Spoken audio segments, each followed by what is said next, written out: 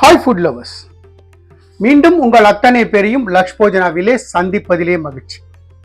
இன்னைக்கு என்னன்னு கேட்டிங்கன்னா, சாமியே சரணம் ஐயப்பா. ஐயப்பன் சன்னிதானத்தில் கொடுக்கக்கூடிய அரவணை பாயசம் ரொம்ப அருமையான ரெசிபி. அந்த கேரளாக்கே உண்டான ஒரு ட்ரெடிஷ்னல் ரெசிபி. நான் கேரளாவில் கோயிலில் செய்கிற மாதிரி செய்கிறேன். அந்த ரிசல்ட் வருமானது பகவானோட சங்கல்பம். பட் கோயிலில் எப்படி பண்ணுவோம், இந்த அரவணா பாயசத்துக்கு முந்திரி பருப்புலாம் கிடையாது. ஸோ கோயிலில் எப்படி அரவணா பாயசம் பண்ணுவாலோ அதே மெத்தடில் நான் செய்கிறேன். பெருமானோட அனுகிரகம் இருந்தால் ரிசல்ட்டு பெருமாள் சன்னிதானத்தில் கிடைக்கிற மாதிரியே கிடைக்கும். ஆனால் 100% கிடைக்காது. சன்னிதானத்தில் மடப்பள்ளியில் பண்ணுறது வேறு, வீட்டில் பண்ணுற தளிகை வேறு. இருந்தாலும் முயற்சி பண்ணி பார்ப்போம். கேரளாவோட ஐயப்ப சன்னிதானத்தில் கொடுக்கக்கூடிய, சபரிமலையில் கொடுக்கக்கூடிய ஒரு அரவணா பாயசம் எப்படி செய்யலான்னு பார்க்கலாமா?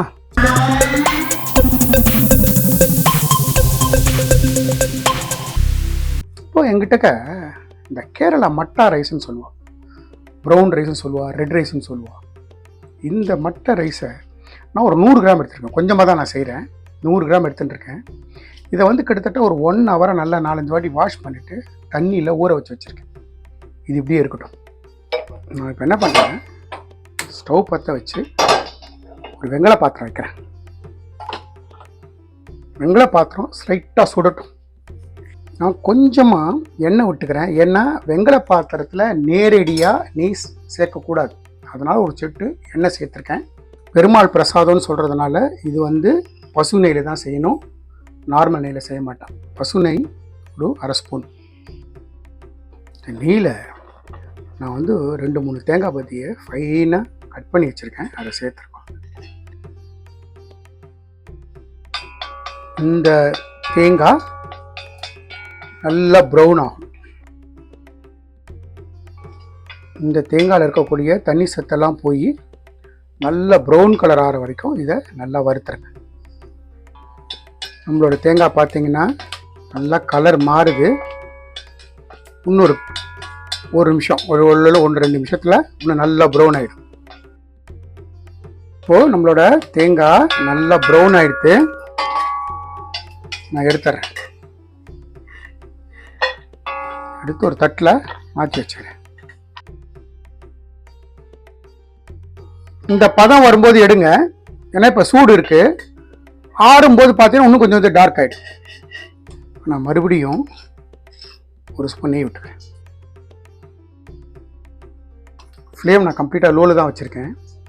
இந்த அரிசி இருக்குல்ல, இந்த அரிசிலேருந்து ஃபுல்லாக தண்ணியை வடிகட்டேன். இந்த அரிசிலேருந்து தண்ணியை வடிகட்டிட்டேன். அரிசியை சேர்த்துட்டு இந்த நெய்யில் இந்த அரிசியை நல்லா பரட்டணும்.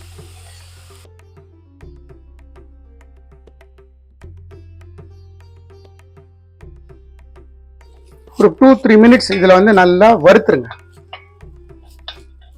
ஸ்லைட்டாக அந்த மாய்ச்சர் கண்டென்ட் போகட்டும்.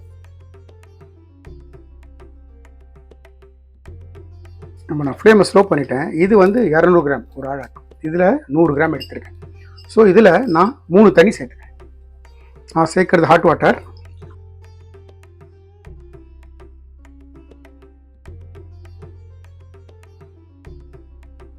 மூணு தண்ணி சேர்த்துட்டு இந்த சாதம் குக் ஆகிடணும்.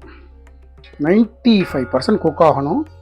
கடைசியில் அந்த ஜஸ்ட் அப்படி ப்ரெஸ் பண்ணி பார்த்தீங்கன்னா இந்த அரிசி இருக்கும். அதுதான் அந்த அரவணை பாயசத்தோட விசேஷமே. ஸோ குக் ஆகட்டும். நான் குக் ஆகும்போது அந்த பதம் கரெக்டாக உங்களுக்கு காட்டுறேன். ஒரு மூடி போட்டு ஃப்ளேமை லோ டு மீடியம் வச்சு இதை குக் பண்ணுவோம். ஃபஸ்ட்டு நடுவில் ஒரு வாட்டி எடுத்து ஒரு பரட்டி கொடுத்துறேன். மறுபடியும் மூடி போட்டுறேன். மூடி எடுத்துட்டு ஒரு வாட்டி நல்லா கிளறி கொடுத்துருங்க.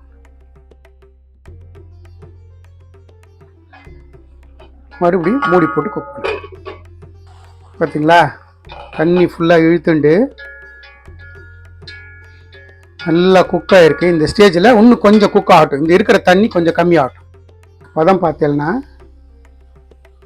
எடுத்து அரிசியை நசிக்கிறேன்னா ஸ்லைட்டாக அந்த இடத்துல அரிசி தெரியும், நசுங்கும். ஆனால் கடைசியில் அந்த ஒரு அரிசி இருக்கும். இந்த பதம்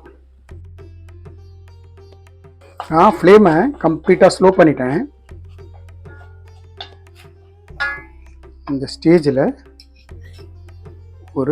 இந்த ஸ்பூனில் ஒரு 2 ஸ்பூன் நெய்,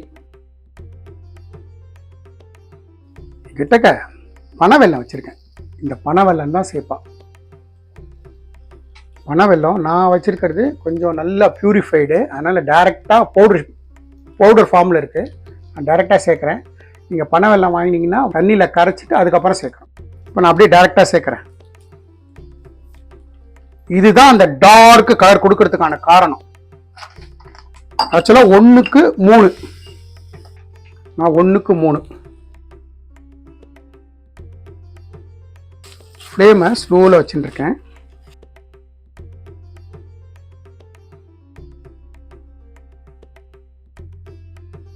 இந்த ஸ்டேஜில் கொஞ்சமாக தண்ணி, ஃப்ளேமை நான் ரைஸ் பண்ணிக்கிறேன்.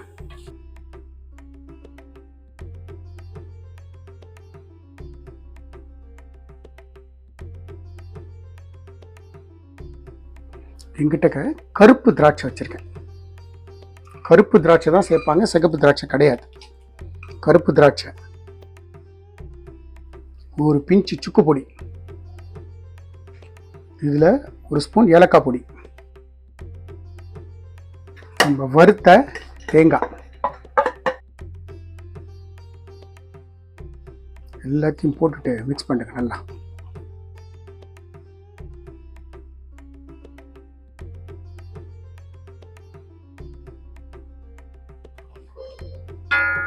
சின்னதாக ஒரு கம்பி பதம் மாதிரி பிசு தன்மை வரணும் இதில். ஸோ அதனால் ஒரு ஃபியூ மினிட்ஸ் நல்லா கொதிக்க விடுங்க.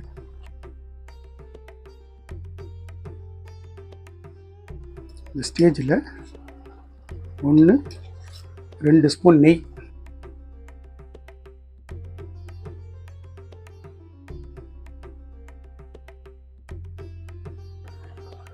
பார்த்தீங்கன்னா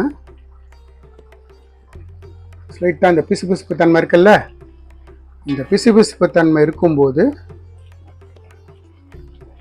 ஸ்டவ்வை நம்ம ஆஃப் பண்ணிடலாம்.